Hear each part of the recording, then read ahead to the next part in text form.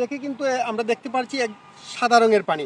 আরেকটু যদি আপনারা এদিকে ঘুরেন, আমি আরেকটা একই পাশাপাশি কিন্তু দুইটি লেক, মধ্যখান দিয়ে একটা রাস্তা, এখানে কিন্তু নীল পানি।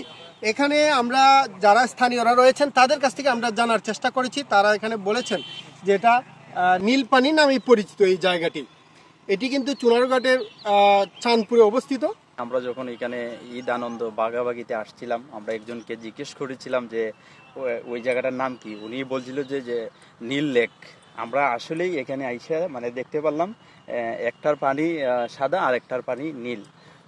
আসলেই ওই জায়গাটা মানে দেখার মতো, আপনারা সবাইকে দেখার আমন্ত্রণ। আমি দাঁড়িয়ে আছি দুইটা লেকের মধ্যখানে, যেখানে রাস্তা তারা তৈরি করছে কৃত্রিমভাবে, এবং দুই দিকে দিয়ে যে লেক রয়েছে, এই লেকটা আসলে নীল পানি দ্বারা বেষ্টিত, এবং বর্ষাকালে এটা আরও সুন্দর হয়ে ফুটে ওঠে, আরও নীলভাবে এটা ফুটে ওঠে। আমি দর্শকদেরকে আহ্বান জানাবো, আপনারা এখানে আসেন, উপভোগ করেন। এই এলাকাটা কিন্তু নান্দনিক একটা দৃশ্য, এই পরিবেশ। চতুর্দিকে কিন্তু আমরা চা বাগান দ্বারা বেষ্টিত, কিন্তু এর মধ্যখানে কিন্তু একটা লেকের মধ্যে নীল পানি, আসলে এটা দেখার মতন। এখানে চমৎকার একটা পরিবেশ, চতুর্দিকে চা বাগান। আমরা এখানে একটা আনন্দ ফুর্তি জন্য আসছি।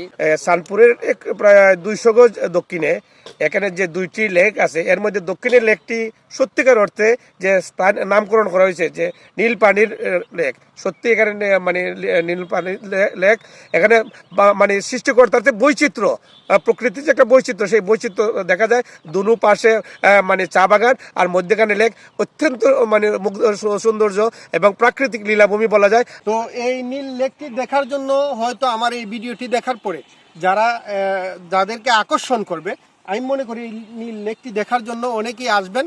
আমি সবাইকে আসার আমন্ত্রণ জানাচ্ছি। আমরা ঈদ আড্ডায় আসছিলাম কিছু সংখ্যক সাংবাদিক, আমরা আসার পরে কিন্তু আমাদের চোখে এই বিষয়টি ফুটে উঠেছে, এবং আমরা চেষ্টা করেছি যে আপনাদের কাছে তুলে ধরার জন্য। আমরা আপনাদেরকে আহ্বান জানিয়ে আজকের মতো বিদায় নিচ্ছি। ভালো থাকবেন, সুস্থ থাকবেন, আল্লাহ হাফেজ।